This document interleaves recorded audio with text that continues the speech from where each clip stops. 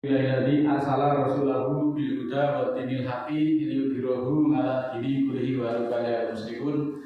Asyhadu an la ilaha illallah wahdahu la syarikalah innama huwa ilahul wahid. Allahu la ilaha illa huwa rabbul 'arsyil 'azim.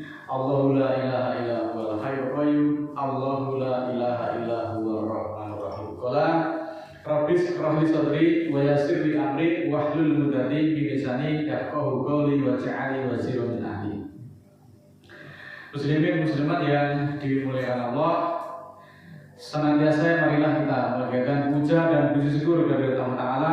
Pada hari ini kita diberikan kesehatan, diringankan langkah kaki kita mendatangi majelis yang dimuliakan ini.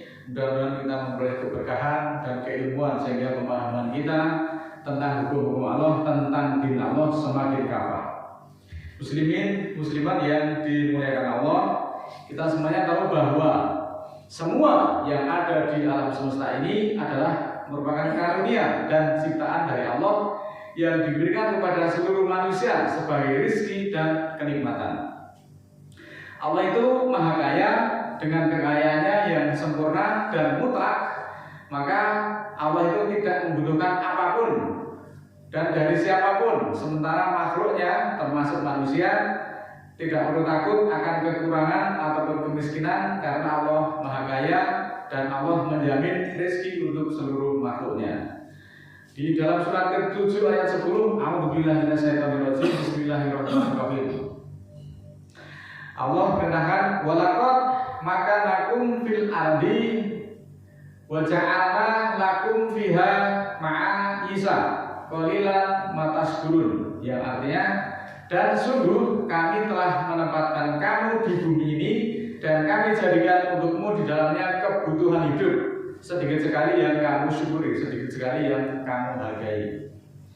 Dari ayat ini menjelaskan bahwa Allah itu memiliki kekuasaan yang penuh atas segala sesuatu, termasuk menyediakan kebutuhan hidup bagi seluruh makhluknya, termasuk kita para manusia. Allah juga memiliki rahmat yang luas dan tidak terbatas, sehingga dia menyediakan kebutuhan hidup bagi makhluknya itu tidak merasa kesulitan ataupun tidak akan pernah merasa kekurangan.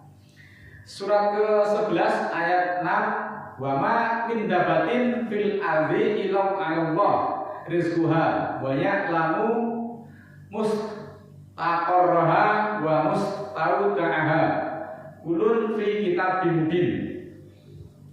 Dan tidaklah dabah itu makhluk yang berjiwa di bumi ini kecuali atas Allah rizkinya, dan dia mengetahui yang ditentukannya dan yang ditinggalkannya. Setiapnya ada di dalam ketetapan yang nyata. Ayat ini menyatakan bahwa tidak ada satupun makhluk yang berjiwa di bumi ini kecuali Allah telah menjamin rizkinya, kecukupan rizkinya.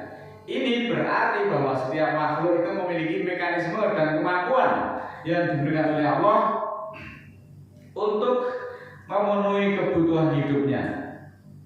Jadi kita itu sebenarnya tidak perlu khawatir akan kecukupan rezeki yang Allah sediakan buat seluruh manusia, termasuk manusia di antara kita semuanya.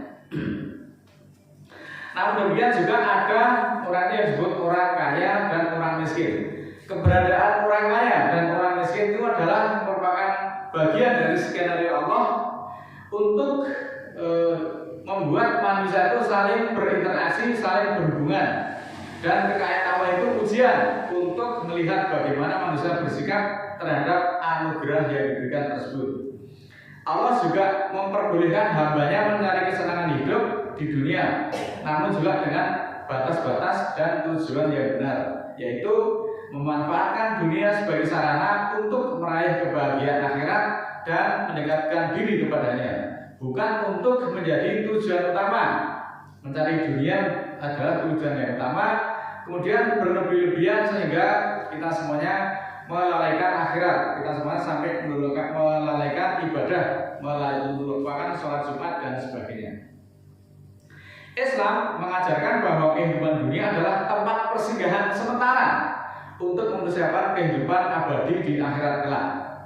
Surat ke-35 ayat 2, mayaftahillahu linnasi min rahmah fala mumsikalaha wa ma imsik fala mursilalahu min ba'dihi wa huwal azizul hakim. Apa yang Allah bukakan untuk manusia dari rahmat, maka tidak ada yang dapat menahannya, dan apa yang ditahan oleh Allah, maka tiada yang dapat mengirimkan baginya sesudahnya, dan Dia Maha Mulia lagi Maha Bijaksana. Nah, kalau kita mau mencermati ayat-ayat tersebut, bahwa sebenarnya Allah itu memberikan apa yang dibutuhkan seluruh manusia, tetapi bukan apa yang diinginkannya. Segala sesuatu yang buruk ataupun kita anggap sebagai sesuatu yang buruk boleh jadi itu baik untuk kita. Demikian juga sebaliknya, segala sesuatu yang kita anggap baik boleh jadi itu buruk bagi kita. Semua itu adalah rahasia Allah. Maka mulailah menerima dengan lapang hati, karena kalau kita menerima ataupun menolaknya, dia juga akan tetap terjadi. Jadi setiap manusia, baik laki-laki ataupun perempuan, pasti punya sesuatu yang diinginkannya, atau yang lazim disebut dengan cita-cita. Setiap diri itu pasti punya cita-cita. Terkadang apa yang kita inginkan itu tidak sesuai dengan apa yang terjadi. Tapi tahukah bahwa itu semua karena merupakan skenario dari Allah? Jika sesuatu yang tidak sesuai dengan apa yang kita inginkan, itu bukan berarti Allah itu tidak sayang kepada kita, tetapi Allah tahu apa yang terbaik buat manusia. Maka sebaiknya dalam kondisi apapun kita harus bersyukur sebagaimana dituntun Allah dalam surat ke-14 ayat 7, la in syakartum la azidanakum wa la in kafartum inna adzabi lasadid. Sesungguhnya jika kamu bersyukur atas nikmat yang telah Allah berikan untukmu, maka Allah akan menambah untukmu. Namun jika kamu kufur atau kamu ingkar, ketahuilah bahwa sesungguhnya siksaku sangat pedih. Nah, muslimin muslimat yang dimuliakan Allah, kita sebaiknya sadar bahwa kita tuh diwajibkan untuk belajar, bukan diwajibkan menjadi pintar. Kita diwajibkan bekerja, bukan diwajibkan untuk berhasil. Demikian juga kita diwajibkan berikhtiar semampu kita, tetapi kita tidak diwajibkan meraih sesuai dengan keinginan kita. Karena apa? Sehebat apapun manusia, dia tetap tak akan mampu menghalangi kuasa Allah. Allah lah yang memberikan yang kita butuhkan, bukan yang kita inginkan. Maka bersyukurlah dalam segala kondisi. Hal tersebut adalah merupakan prinsip hidup yang mendorong kita untuk selalu mengungkapkan rasa terima kasih dan penghargaan, baik saat senang maupun saat dalam kondisi kesulitan. Hal ini dapat dilakukan dengan mengakui bahwa segala kebaikan datangnya dari Allah. Percayalah kepada rencananya dan fokus pada apa yang kita miliki, daripada kita merasa kekurangan dan memikirkan hal-hal yang kurang baik. Mengucap syukur dapat membawa kedamaian, dapat membawa kebahagiaan dan kekuatan. Wa rabbukal ghaniyyu dzur rahmah iyasa yudhibkum wa yastakhlif min ba'dikum mayassa'u kama ansa'akum min dzurriyyati qaumi akhirin. Surat ke-6 ayat 133. Dan Tuhanmu Maha Kaya lagi memiliki rahmat. Jika Dia kehendaki, maka akan Allah binasakan kamu dan mengganti sesudah kamu dengan yang Dia kehendaki, sebagaimana Allah mewujudkan kamu dari keturunan kaum yang lain. Dan Tuhanmu Maha Kaya, sedikit pun Dia tidak butuh kepada makhluknya, bahkan makhluknya lah yang fakir kepadanya. Allah juga sangat penuh rahmat dan kepada hamba-hambanya. Karena itu Allah perintahkan kepada hambanya untuk senantiasa melakukan kebaikan dan menjauhi keburukan, agar hambanya itu memperoleh keselamatan di dunia sampai di akhirat kelak. Jika Allah menghendaki, maka Allah akan memusnahkan kamu, orang-orang yang tidak beriman itu, yaitu ketika kamu menentang perintah-perintahnya, melalaikan apa yang menjadi larangan-larangannya. Dan juga setelah kamu musnah akan diganti dengan kaum yang lain yang Allah kehendaki.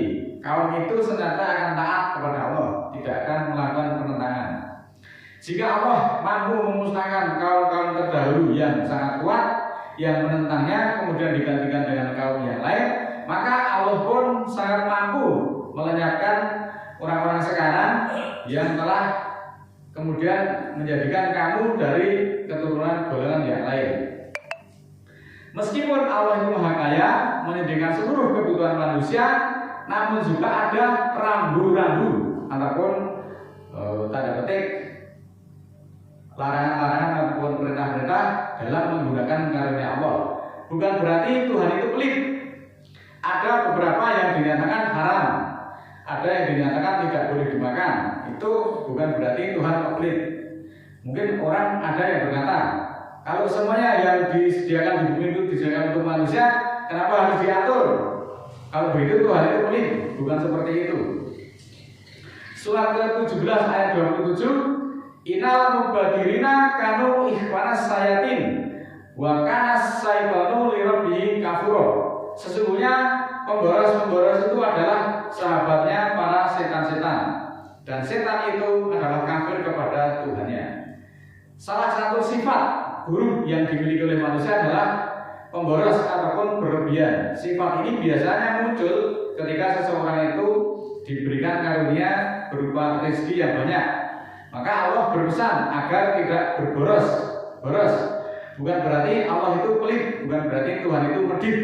Karena Islam menganjurkan umatnya untuk hidup itu seimbang antara yang tidak boros dan tidak kikir atau tidak pelit, dengan mengambil jalan tengah di antara keduanya di dalam membelanjakan hartanya. Larangan boros itu juga ditujukan pada pemborosan untuk hal-hal yang tidak perlu dan tidak bermanfaat. Sementara larangan kikir adalah agar tidak menahan harta padahal sangat membutuhkannya. Seperti sakit itu tidak mau berobat karena eman-eman duit tidak kelong. Kemudian juga tidak mau berinfak ataupun berbagi rezeki pada sesama. Ini semuanya adalah rambu-rambu dari Allah. Kita semuanya dipersilahkan menggunakan rahmat Allah, karunia Allah, tetapi adalah itu jangan berlebih-lebihan atau berboros-boros. Sekali lagi saya katakan bahwa dalam hal ini Tuhan itu tidak pelit karena menurunkan aturan. Ini kita analogikan sebagaimana bahwa ketika orang tua itu memberi bekal kepada anaknya untuk sanggup sekolah, sanggup kuliah ataupun mau bekerja, itu kemudian berpesan, ini sanggup nilai tapi jangan boros-boros ya. Itu bukan berarti bapak kok pelit, mau jadi nulis dinanya kok tidak diatur-atur, bukan seperti itu. Itu artinya pesan bahwa anak-anak itu ketika membelanjakan uang saku itu juga supaya berhati-hati, mengingat ya mungkin anaknya tidak hanya satu atau dua, tetapi masih banyak juga yang masih membutuhkan. Itu maknanya bahwa kita itu tidak boleh berboros-boros, karena manusia di muka bumi ini jumlahnya adalah hampir 7 miliar. Maka yang membutuhkan rezeki Allah itu bukan cuma kita sendiri, maka adalah kita itu juga berhati-hati di dalam menggunakan karunia Allah. Demikian pula seorang suami ketika memberikan belanjanya kepada istrinya juga berpesan seperti itu. Bukan berarti suaminya kok kaku, suaminya kok pelit, apa diatur, bukan. Ini juga merupakan amanah, sebagaimana Allah memerintahkan kepada hambanya. Sesungguhnya para pemboros itu adalah kawan setan, dan setan itu sangat ingkar kepada Tuhannya. Jadi orang boros itu hukumnya sama dengan orang kafir, karena setan itu sangat kafir kepada Tuhannya. Nah, ini yang perlu kita ketahui, bahwa dengan kita memahami jaminan rezeki dari Allah, manusia itu tidak perlu khawatir yang berlebihan tentang masa depan ataupun rezeki yang belum kita peroleh. Manusia tetap diwajibkan berusaha untuk mencari rezeki sambil bertawakal dan menyerahkan hasilnya kepada Allah.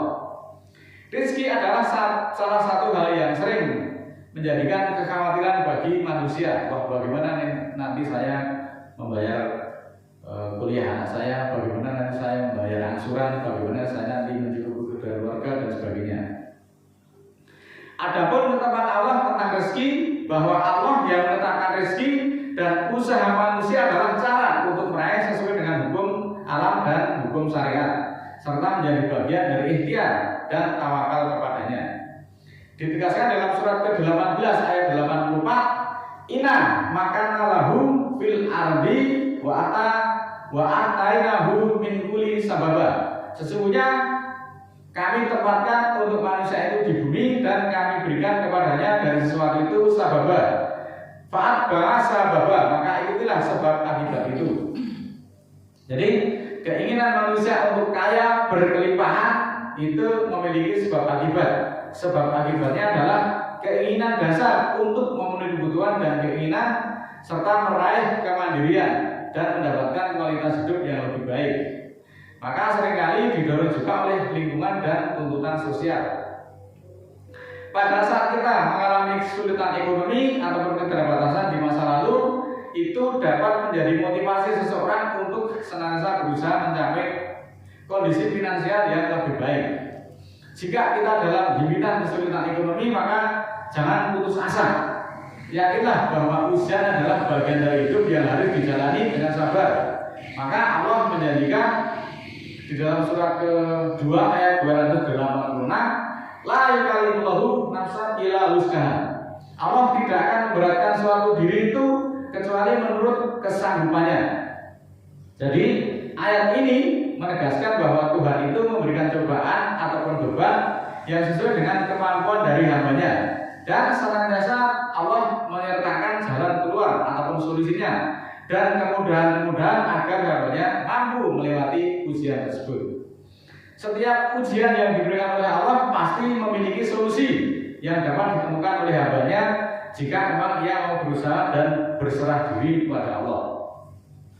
Wabtaghi fima atakallahu darul akhirah wala tansa nasibaka minad dunya wa ahsin kama ahsanallahu ilaik wala